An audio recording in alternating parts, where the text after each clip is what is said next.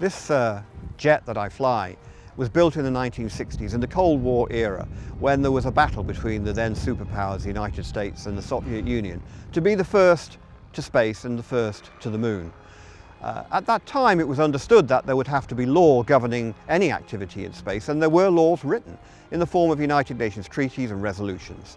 And they were written with only countries and states in mind.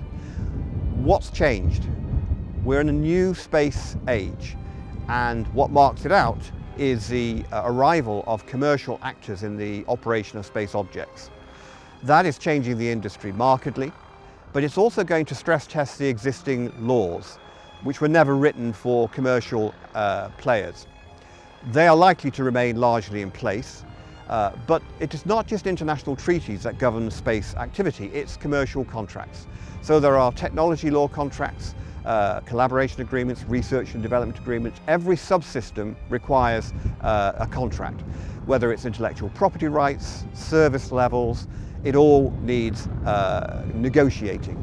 Lecote Applied Space Technology Lawyers fuses together the international treaties and resolutions which govern space activity with the technology law expertise. So whether it's intellectual property rights, service level agreements, any subsystem development requires a commercial contract.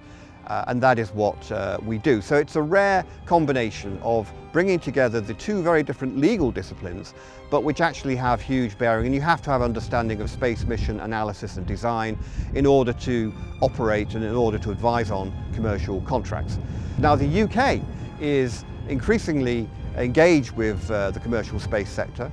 The UK has introduced legislation which will enable the licensing of space objects, builds on the existing legislation, but is all really designed to liberate commercial activity, whether it's launches from mainland UK. And in fact there are launch facilities now being developed, both at Saxiford in the Shetland Islands, which is capable of launching polar orbit, high inclination orbits and sun synchronous orbits, and of course down in Cornwall, where there'll be increasing commercial activity and satellite launches, maybe airborne launches. So if you are involved with the space industry in any capacity, and if you're interested in understanding what the legal issues may be in relation to your particular project, then just contact us.